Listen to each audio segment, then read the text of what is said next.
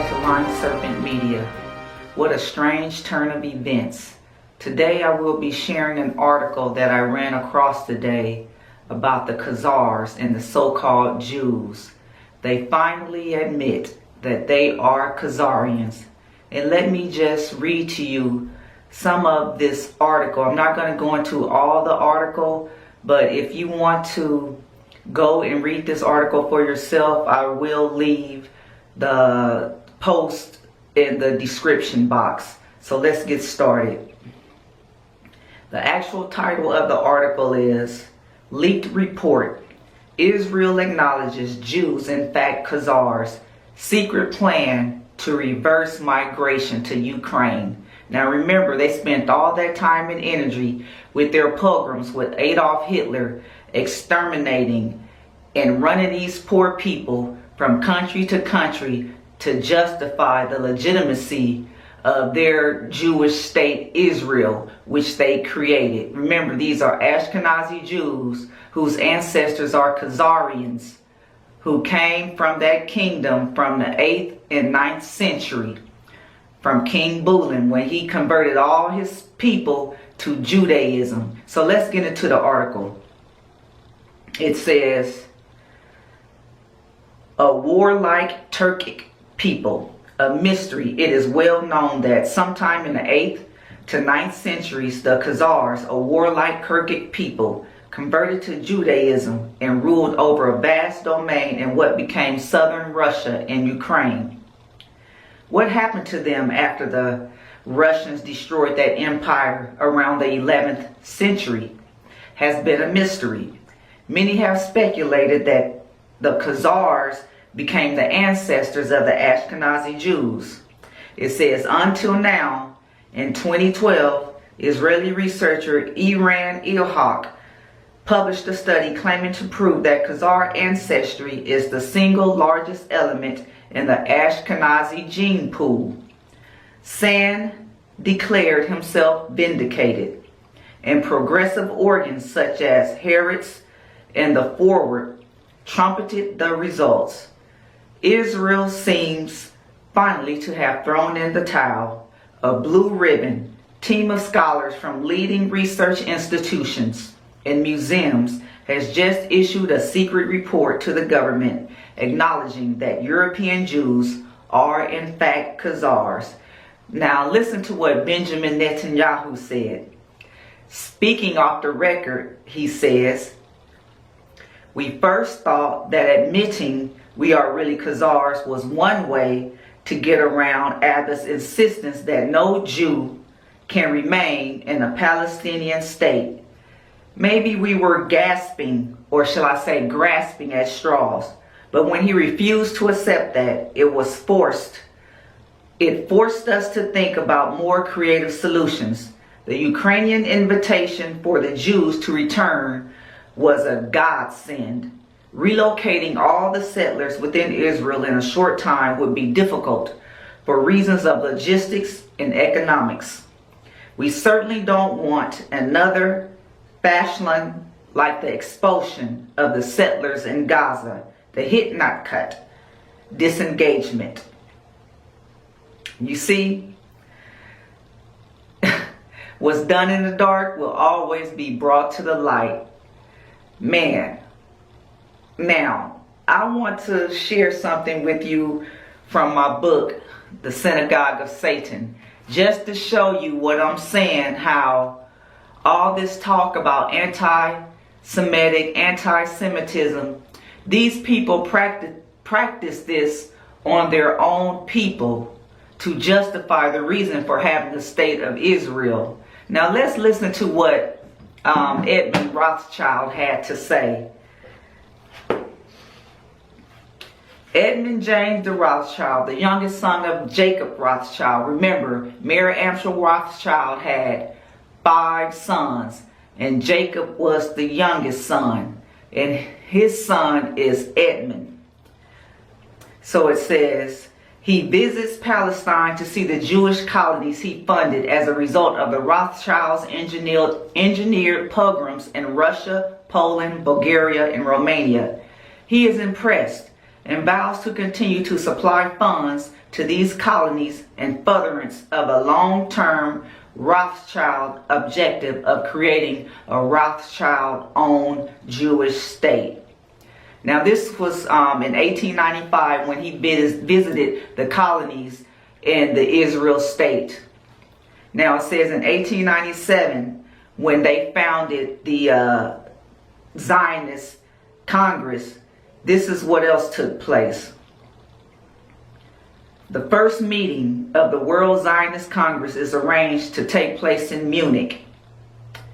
Okay, so the meeting is chaired by Ashkenazi Jew Theodore Herzl, who will go on to state in his diaries, "It is essential that the suffering of Jews become worse.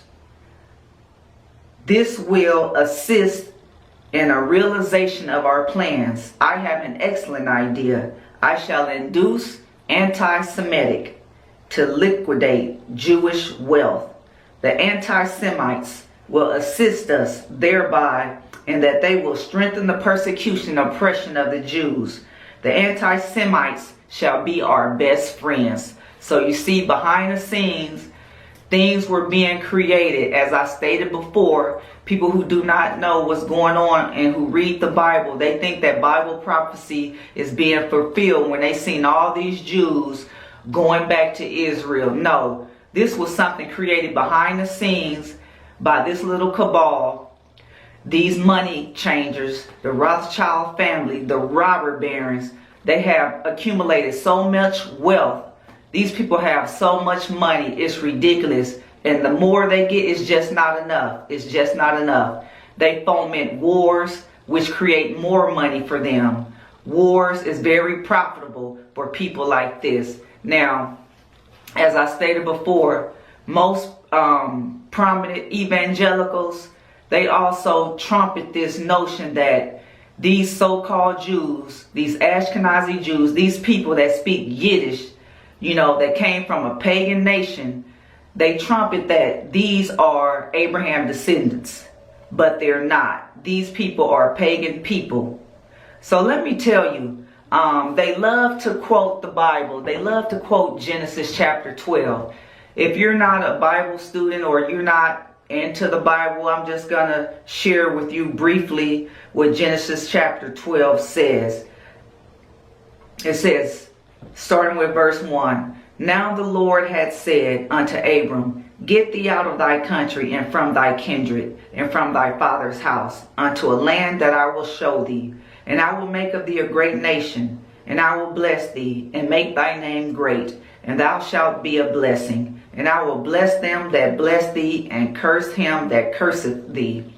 And in thee shall all families on the earth be blessed." They love to quote that second verse. The third verse. "I will bless them that bless thee, and curse them that curse thee." So, you see, all of Christendom always says we have to show our solidarity to the Jewish people. These are Abraham descendants, but no, they're not. And just proven by their own mouth. Now this blog was from this story was from Israeli Times paper. And you heard for yourself Benjamin Netanyahu also agreeing and admitting that we are Khazars. All that time they have been hiding this history from everybody. And now it's out in the open for people to read it on the internet while the article is still there. Now let's get back to this article.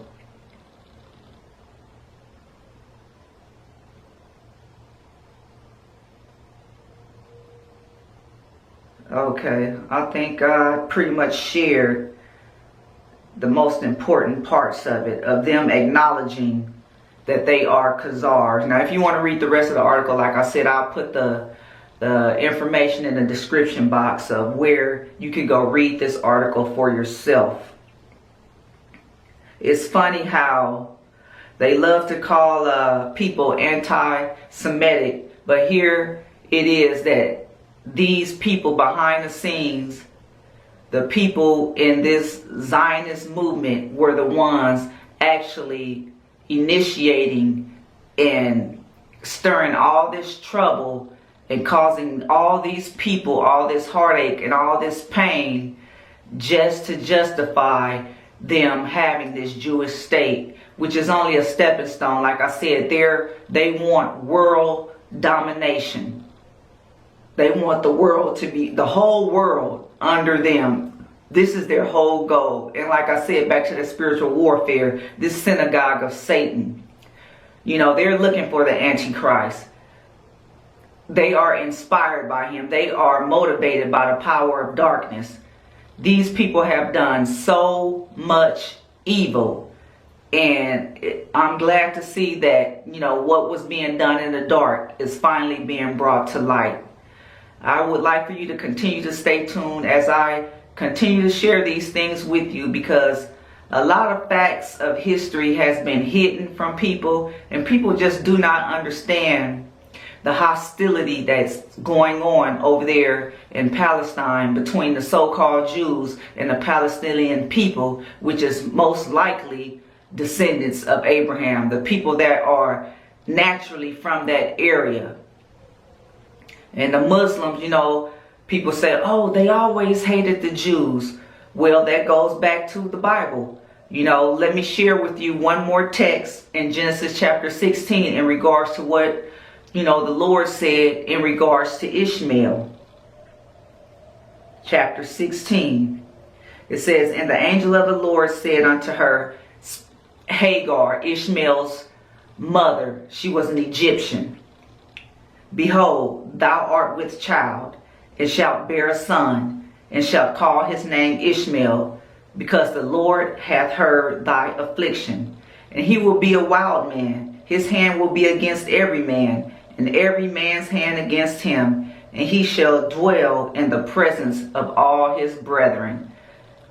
And when Isaac came along, Ishmael was like 13 years old. But Ishmael was not the child of the promise. That was Abraham's doing, thinking that perhaps because Sarah couldn't bear a child, so he thought that, you know, maybe if he had this child with Hagar, which Sarah spurred on, that God would make him the promised seed. But no, the promised seed had already been told that it was going to come through Sarah.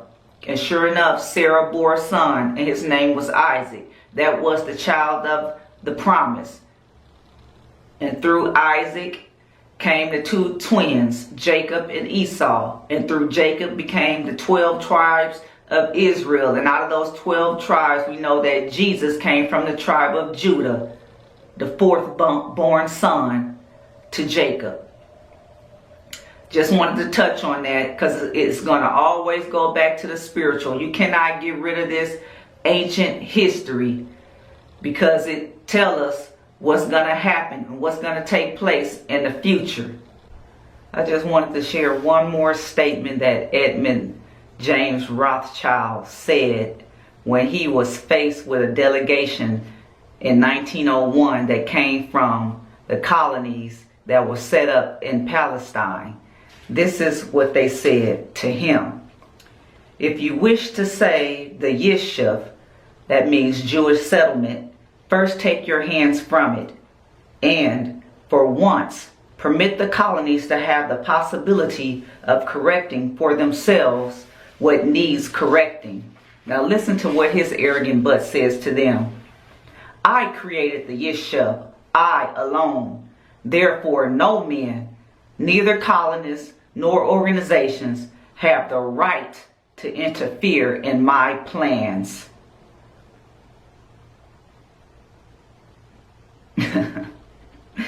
Oh boy, it don't get no better than this. If you're wondering where I'm reading this book, The Synagogue of Satan, see that red hexagram, the red shield? But what is it on? It's on the flag of Israel, and they call it what? The Star of David, which is no such thing. People, there is no such thing as a Star of David. Nowhere in the Bible. That is a satanic hexagram, and it equals 666. Always spiritual warfare. Thanks for tuning in. I will see you next time. Peace.